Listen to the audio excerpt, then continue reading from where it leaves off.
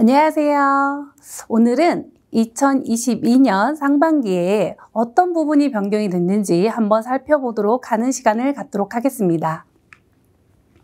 자, 일단 여러 가지 부분이 있을 거예요. 그 부분 중에서 구강검진, 가산율, 치과 안전관리를 첫 시간에 한번 먼저 살펴보도록 하고요. 나머지 사항은 두 번째 시간에 한번 더 살펴보도록 하겠습니다. 자, 그러면 구강검진에 대해서 먼저 살펴보도록 할게요. 자, 우리가 치과에 왔을 때 가장 중요한, 가장 기본이 되는 구강검진입니다. 이 구강검진이 이 탭 하나의 건강검진, 건강검진 탭 안에 구강검진이라는 한 파트가 있는데요. 이 부분이 변경이 됐습니다. 지금 최근에 따끈따끈하게 변경된 사항인데요. 한번 살펴볼게요. 자, 건강검진의 기준이 변경된 사항은 6월 30일, 그러니까 6월 30일부터 시행을 하기 때문에 29일까지 좀 달라지겠죠. 이전에 있는 내용이었고 30일 이후부터는 새로운 내용으로 진행하게 되어져 있습니다. 자, 그럼 그 부분을 어떻게 달라졌는지 볼게요. 자, 구강검진 항목에 대해서 보시면 영유아 구강검진도 있고 일반 검진, 생애 검진 또는 학생들에게 시행하는 학생 구강검진, 기타 등등 검진이 굉장히 종류가 많지요. 자, 그 중에서도 공단에서 진행하고 있는 영유아 구강검진 이 부분이 변경이 됐습니다. 자, 영유아 구강검진은 기존에 3번 정도, 3회 정도의 구강검진을 시행하고 있었죠. 자, 그런데 이 부분이 한 번 더 개월수가 추가가 됐습니다. 자, 2차 검진 시에 생후 30에서 41개월에 대한 개월수가 추가가 되면서 총 구강검진은 4차까지 진행되게 있습니다. 자, 영유아 때 우리가 지금 현재 100세 시대이기 때문에 이 아이들의 구강검진을 잘 진행해서 건강한 치아를 갖고 가는 게 굉장히 중요하죠. 문진표 또한 결과서 또한 지금 많이 변경돼 있습니다. 자, 그래서 문진표는 반드시 확인하실 것 중에 하나는 개월수가 꼭 적혀져 있는 거 반드시 체킹하시고요. 결과 통보서 양식 또한 바뀌어져 있습니다. 그래서 출력이 가능하니까요. 이 부분도 충분히 한번 숙지하신 다음에 안내해드리면 좋을 것 같습니다. 자, 구강검진에 우리가 청구할 때 중요한 팁 꼭 하나 설명드릴게요. 자, 우리가 구강검진을 진행하면서 진료를 동시에 진행하는 경우가 굉장히 많죠. 자, 이럴 때, 자, 보세요. 저희 치과에서 한번 실사해서 이렇게 환수 요청이 됐던 사례입니다.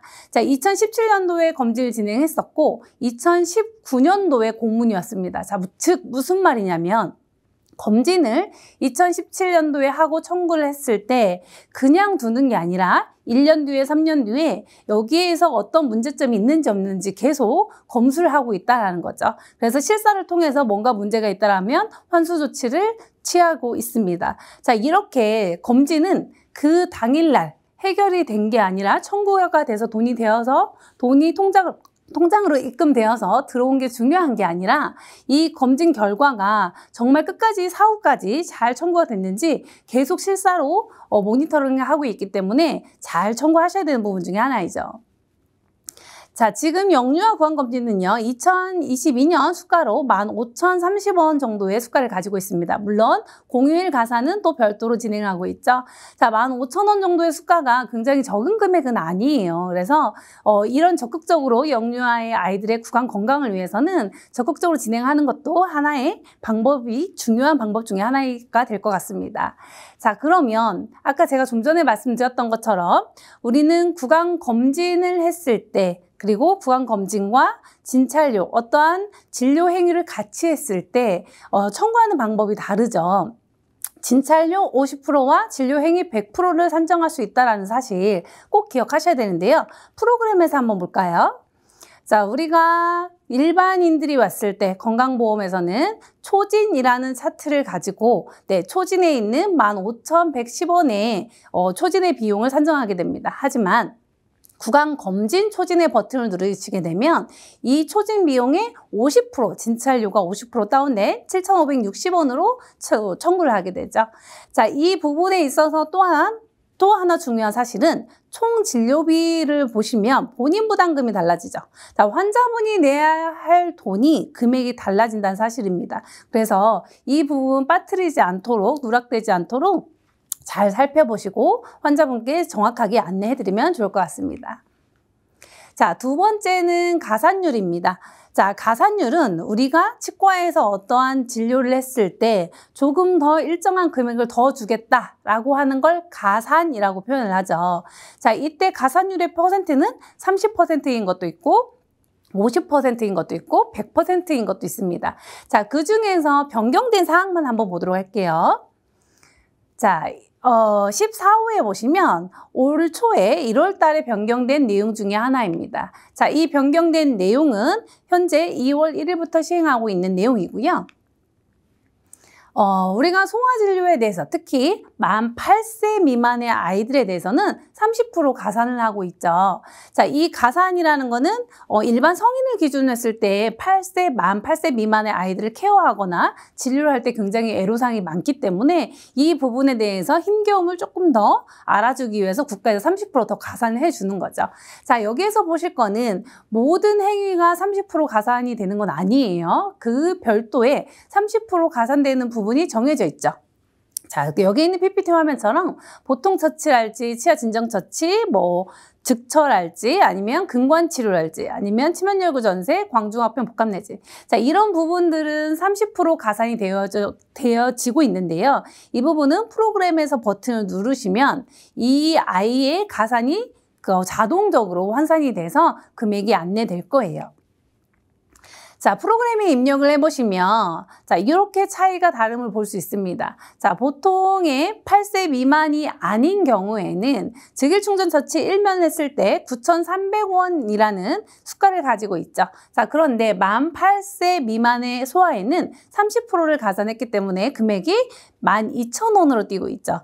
네, 높은 금액으로 올라가고 있어요. 그래서 이 부분들이 달라진다는 사실. 자, 그래서 똑같은 GI로 1면 충전을 했다 하더라도 또는 즉처를 했다 하더라도 금액이 나이에 따라서 다르게 측정이 되어져 있고 이에 따라서 당연히 본인 부담금도 달라지겠죠.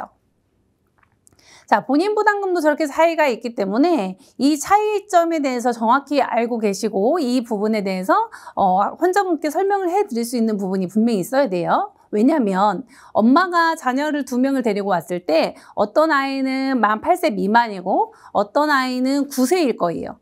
9살, 10살. 자, 이렇게 두 자녀를 데리고 왔는데 똑같이 충치치료를 했는데 금액이 다르다라고 했을 때 왜 달라지는지 이 부분을 꼭 설명해 주셔야 데스크에서 환자분이 컴플레인이 좀 덜 하겠죠. 자, 예전에 있는 법률사항과 지금 정정돼서 변경된 사항에 보시면 저렇게 코드가 좀 달라져 있습니다. 그래서 요거 한 번 더 살펴보시면 될 것 같은데요. 자, 이 자세한 코드가 어떤 코드냐? 라고 하시면 장애인 진료에 관련된 내용입니다. 자, 장애인 진료는요, 우리가 치과에서 장애인으로 등록되어 있는 환자분들이 있을 거예요. 그 환자분들은 뇌병변 장애인 또는 지적장애인, 정신장애인, 자폐성 장애인 이 4가지의 종류에 대해서 내가 장애인을 등급을 받았다. 또는 장애인으로 등록이 되어 있다라는 거를 확인할 수 있는 증이에요. 그런데 이거는 증을 가져오시는 분도 계시고요. 장애인 수첩 아니면 환자분의 저렇게 인적사항을 넣어서 조회를 해보시면 환자분의 장애인이라고 장애우라고 이렇게 적혀져 있습니다. 자, 이 부분을 보면 프로그램에 자동에서 연동되기도 하고요. 자, 이 부분이 만약에 이 환자분이 정확하게 장애인 등록으로 되어 있다라고 하시면 그 다음에 가산율이 첫 번째 달라집니다. 자, 가산율이라는 거는 이 사람한테 조금 더 행위를 했을 때 금액을 더 높여주는 걸 가산율이라고 표현한다고 했어요. 그 중에 첫 번째 진찰료입니다. 자, 진찰료는 초진, 재진을 포함해서 각각의 초진, 각각의 재진에 따라서 금액이 9.03 점이 가산이 됩니다. 그러면 일반인보다 조금 더 금액이 높게 준다는 뜻이죠. 진찰료 초진 재진부터 이미 금액이 달라진다는 뜻이 첫 번째인 거예요. 자, 이 초진과 재진 그리고 또는 공휴일 또는 야간 진료를 했을 때 각각의 진찰료가 달라지는 것을 볼 수 있습니다. 자, 그래서 우리가 청구를 하실 때 그 환자분이 장애인 등록이 되어져 있다라고 하시면 장애인 초진, 장애인 재진 이런 식으로 잘 버튼의 확인을 꼭 한번 해주시는 게 굉장히 중요하겠죠.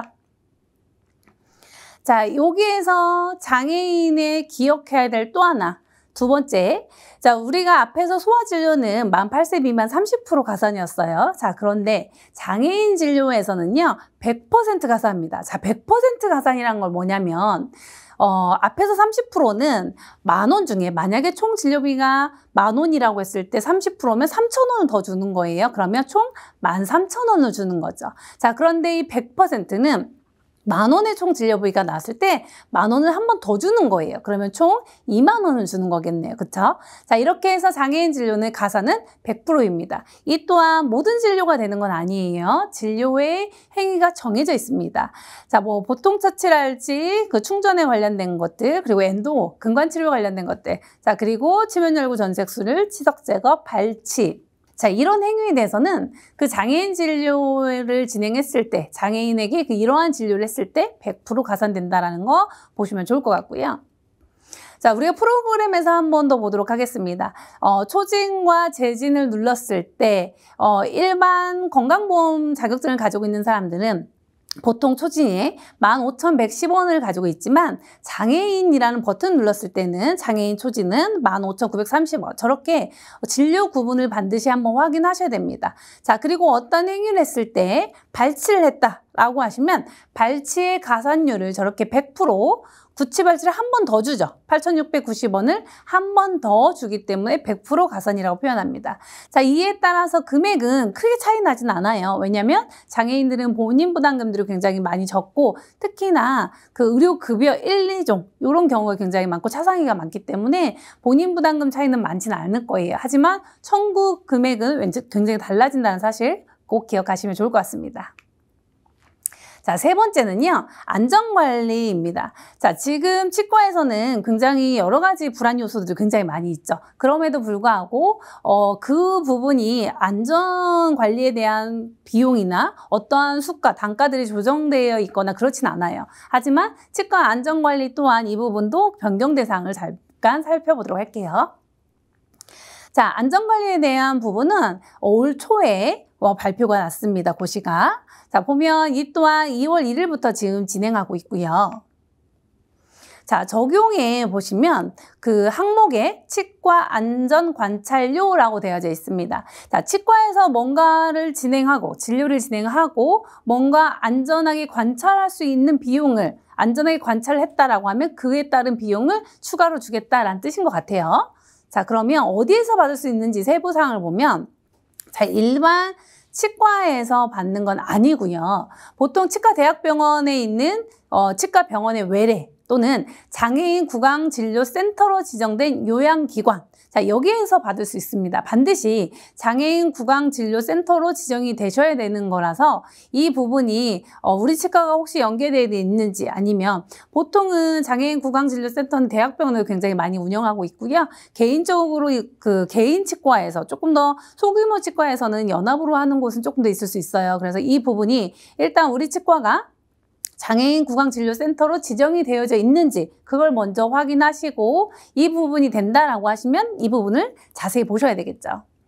자, 대상은요. 장애인, 자, 우리가 앞서서 말씀드렸던 4가지 종류 있었죠. 자, 장애인에 해당되는 그 환자분들한테 대상으로 이루어지는 부분이고요. 두 번째는 파킨슨 환자, 그리고 세 번째는 치매 치료제를 드시고 계시는 중증 치매 환자입니다. 자, 이 세 분의 대상으로 이러한 분들에게는 이런 안전관리에 관련된 비용을 추가로 주겠다라는 뜻인데요. 자, 수가 산정은 단순과 복합 이 두 가지가 있습니다. 물론 단순은 행동 조절을 포함해서 어떤 처치 시술 이런 것들을 포함한 걸 단순 안전 관찰료라고 포함하고요. 자, 복합 안전 관찰료는 조금 더 전신 마취를 했다든지 조금 더 고난이도의 시술이 들어갔다든지 어떤 어려움이 좀 더 리스크가 많은 부분들이 있겠죠. 그래서 단순과 복합 이 두 가지의 안전 관찰료를 측정하고 있고 만약에 이 두 가지를 동시에 다 했다 라고 하시면 둘 중에 하나만 인정된다든지 이런 기타 사항들이 있죠. 수가 방법은 이렇게 되어져 있고요. 자, 산정 횟수는 매월 2회까지, 2번까지 인정하고 있습니다. 그래서 이 부분도 한 번 더 살펴보시고요. 자, 이때 그냥 이게 인정되는 게 아니라 우리가 검진할 때도 마찬가지로 항상 시설과 장비, 인력 이런 것들이 항상 매번 신고가 돼야 되고 그 신고에 대한 항목이 적정을 하셔야만 그 구강 검진의 비용을 주는 것처럼 이 또한 마찬가지입니다. 시설과 장비, 인력 이런 부분들이 갖춰져야 되는데요. 일단 첫 번째로 시설 장비는 안전처치실 그리고 회복관찰실 자 이런 부분들이 충분히 별도로 갖춰져 있는지 반드시 갖춰져 있어야만 이 부분들에 청구할 수 있는 부분이 있고요. 두 번째는 마취 통증의학과 전문의가 1인 이상 근무를 하셔야 됩니다. 자, 그래서 우리가 이제 장애인 환자분들은 특히 그 치과의 진료를 하실 때 전신 마취를 하면 수면 마취를 한다든지 이렇게 해서 마취에 관련된 전문의가 반드시 있어야 되는 부분들이 있죠. 그래서 이런 부분들이 반드시 인력에는 있어야 되고요. 자, 그리고 세 번째에서는 이러한 관련 자료들을 반드시 심평원에 제출을 하셔야 됩니다. 자, 그래서 이 서류를 한번 잠깐 볼게요. 자, 인력 신고를 하는 마취 통증의학과 전문의를 신고할 때는 우리가 가장 많이 이용하고 있는 프로그램이죠. 보건의료자원 통합 신고 포털. 자, 이 포털에서는 우리가 그 개업 신고를 할 때 치과에 오픈할 수 있는 개업 신고 또는 인력 변경 신고, 방사선에 관련된 신고 굉장히 많은 신고를 하고 있죠. 자, 그 중에서도 인력 신고 또한 이 사이트를 이용해서 진행하시면 되실 것 같습니다. 자, 이때 증빙 자료는요. 자, 첫 번째는 구강보건법에 따른 장애인 구강진료센터로 지정됐다라는 지정서 사본이 반드시 필요하고요. 그리고 시설에 대해서는 안전처치실 또는 회복관찰실 자 이런 것들이 뭐 CCTV랄지 아니면 산소 공급장치랄지 기타 등등 장치가 잘 구비되어 있는지 자 사진이랄지 이런 것들이 굉장히 다 필요하겠죠. 그래서 이런 부분들도 같이 겸하셔야 되시고요. 자, 그 다음 이런 자료를 다 충분히 잘 갖추었다라고 하시면 자료를 잘 모집을 한 다음에 심사평가원에 있는 담당자에게 메일로 보내시면 되십니다. 자, 만약에 이렇게 신고를 했는데 추가로 또 변경사항이 있다라고 하시면 15일 이내에 변경 신고를 하셔야 됩니다. 자, 이렇게 지금 앞에서 본 거 먼저 상반기에 있는 구강검진이랄지 아니면 안전관리 관찰료 이런 부분 또는 아까 장애인에 대한 가산율 자 이런 부분들 하나씩 지금 변경되어 있습니다. 물론 우리가 이제 매너리즘에 좀 빠져서 기존에 했던 것들을 많이 놓치시고 가는 부분도 있지만 보통은 프로그램에서 많이 잡아주긴 할 거예요. 하지만 여러분들이 한 번 더 공부하시고 인지하시는 거랑 인지하지 않는 거랑 다르기 때문에 한 번 더 살펴보기를 바랍니다. 자, 다음 시간에는 또 이어서 다른 내용에 대해서 한 번 더 변경된 사항에 대해서 한 번 더 살펴보도록 하겠습니다. 이 시간 끝까지 경청해 주셔서 감사합니다.